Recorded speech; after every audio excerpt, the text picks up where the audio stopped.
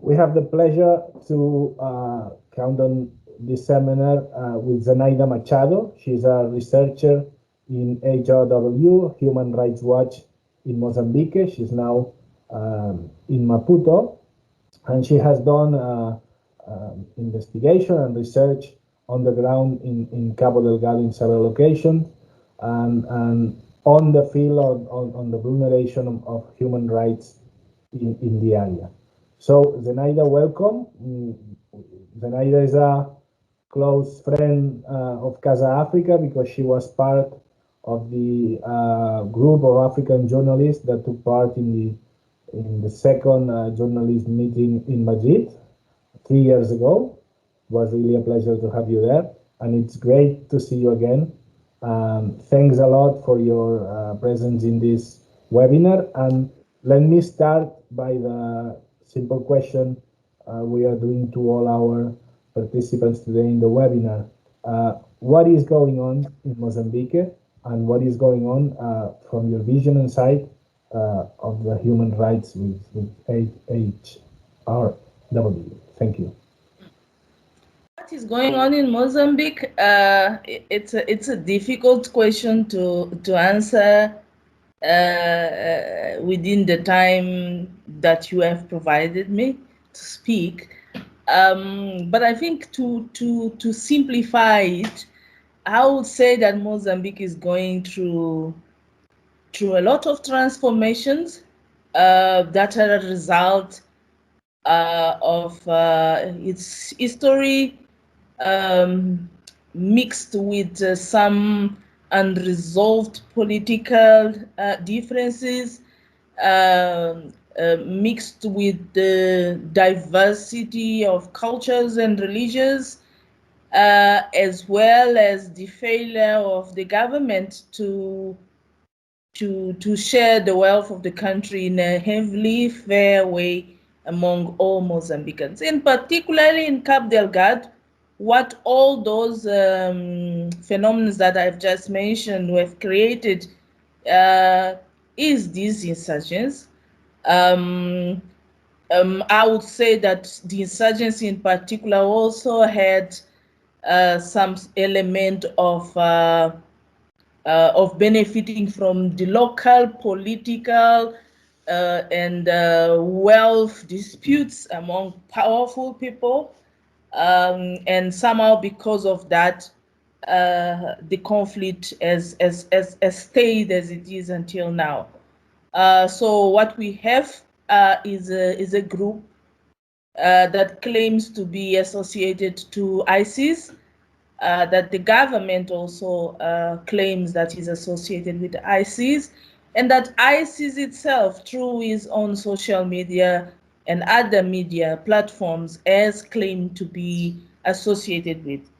And this group has, since October 2017, been in a war against the Mozambican security forces, as well as the Mozambican people.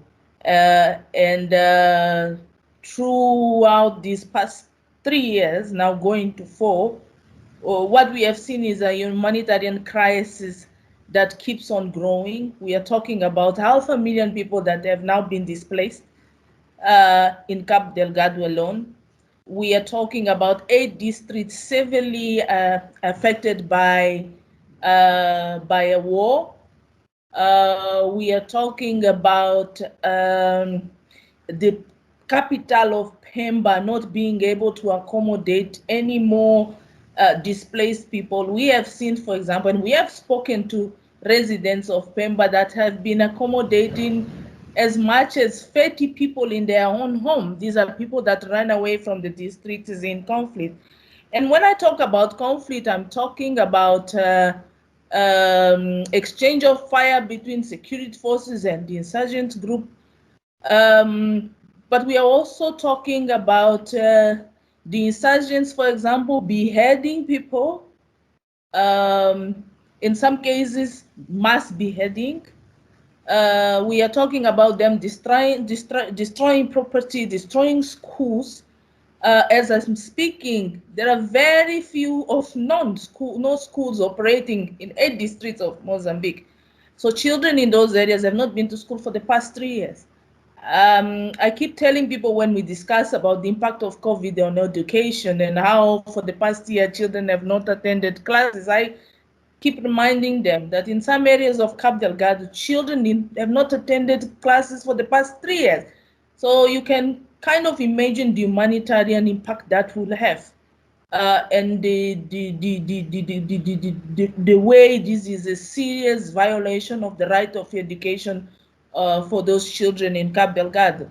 We have also seen them attacking hospitals, destroying hospitals completely.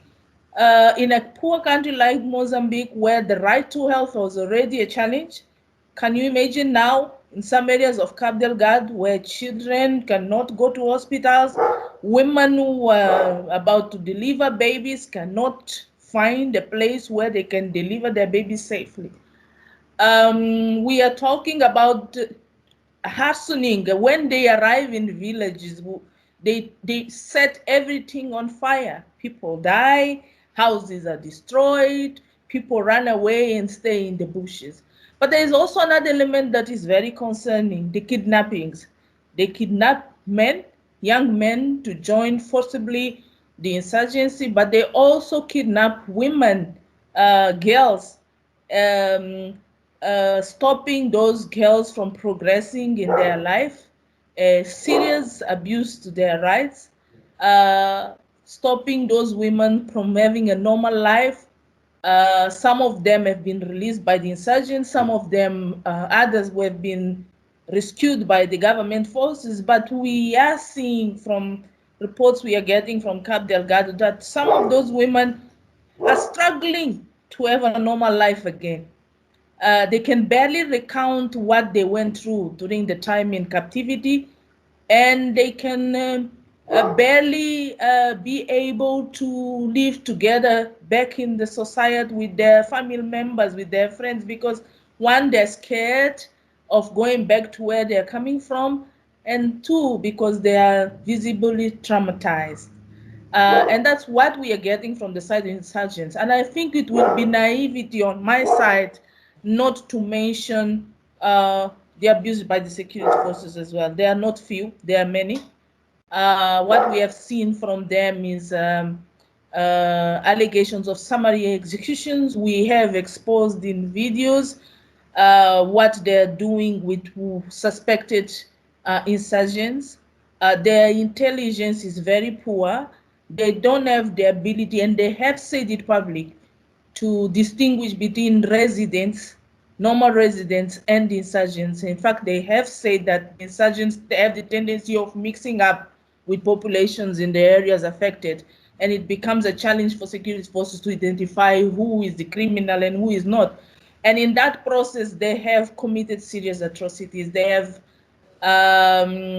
arbitrarily arrested people. They have kept people in captivity against their will. They have tortured prisoners. They have, like I said, summarily executed those that they believe that were insurgents. And the one recent concern that we have is that the government claims to be making gains in this conflict. And those gains are majorly thanks to their airstrikes. But there is no record from the side of government of rescuing people in the process of airstriking. Unfortunately, we haven't been able to access the areas where those airstrikes took place because they have banned the media from going there. They don't allow the press to go to those areas. They don't allow, let alone researchers like us that are going to document human rights abuses. And we cannot therefore verify whether they, in the process of doing the airstrikes, they have followed all the international procedures required, and whether they have managed to win or to make the gains that they claim to have made without targeting civilians, without killing innocent people that might be in the process of flying or fleeing the conflict. We have unfortunately had an opportunity to talk to some people that were able to run away from some of those areas and seek refuge in an area called Montepuez. And they have told us that in some cases the violator is not the insurgents, it is the security forces, the men in uniform. And that is very concerning. I can see the moment is quite complicated. I imagine you don't have a very optimistic perspective for the next months or I would say years. Where do you think that could walk through the recovery of this situation or to try to heal this situation? What do the Mozambican government and probably an international alliance or support from abroad should have to do? There are two elements here, Juan. One is the conflict itself, the war. That many people fear that it will not end anytime soon, per se. It's true the government might, with the help of their partners, be able to make some gains and recover some of the areas that have been under control of the insurgents. That's a concern, that if the war doesn't end anytime soon, what it means is that we will see more people dying, we'll see more people displaced, we will see more and more human rights abuses committed by both sides. The other element is the humanitarian one, that either we see the war ending or not, what we will have is a big humanitarian crisis to be managed in the next years. And I'm talking about what to do with the half a million people that have lost everything, from their land to relatives to, I've spoken to mothers who don't know where their children are. I've spoken to children also who don't know where their parents are. These people will need help, psychological help, financial help, social help. But also where they are at the moment, at the displaced camps, or the camps for displaced people, we are beginning to see serious crisis of food. There's not enough food. There's no enough medical assistance. We have to thank, of course, the international humanitarian groups that are there to help, but help is never enough. Whatever help it can come from the international community, I think is welcome. We are also seeing the breakout of diseases, COVID-19. We have seen the cholera, which is a far much bigger problem in Mozambique. And then there is another element of the climate changes and the flooding and the rain that jeopardizes whatever effort that is put in place by the humanitarian groups that are operating in Mozambique. Also remember that even those humanitarian groups are struggling to get to some areas. There are places where people are still trapped. They have not seen food for months. We just had recently reports from Palma where the first convoy of aid arrived, the government convoy arrived in the area, and people were desperate. I mean, they were buying a bag of rice for $100 or 100 euros. That's unacceptable. And it's a level of humanitarian crisis that this country alone cannot face. So on your question about what international help is needed, as I explained, the humanitarian side of it, I don't think Mozambique alone can take care of all these crises. It needs help from the humanitarian groups, from investigators that will come and establish the extent of the human rights abuses in the country. It needs the help of their military partners, not necessarily in having boots on the ground, but for example, just on the simple fact of training the Mozambican troops to be able to respect human rights. That would be a huge milestone.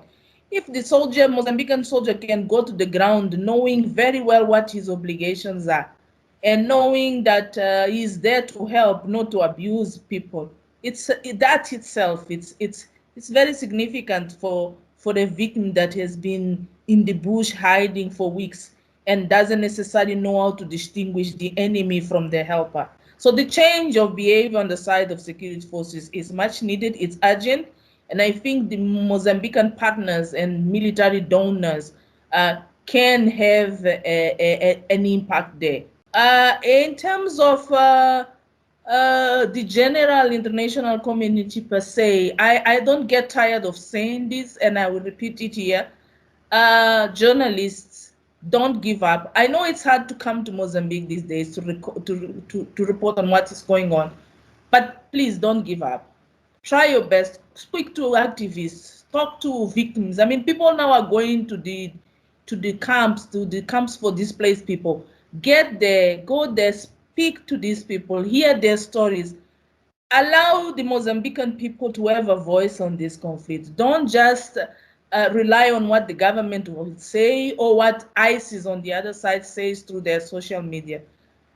Give the Mozambican people, the people who have seen firsthand this conflict, the people who have faced the consequences of this conflict, allow them, give them the opportunity to speak with their own voice. You are going to get the best stories you can get, but you will also be playing a very important role by exposing not only the abuses that they have suffered, but also allowing the rest of the world to have a perspective of their view on what is going on in the country.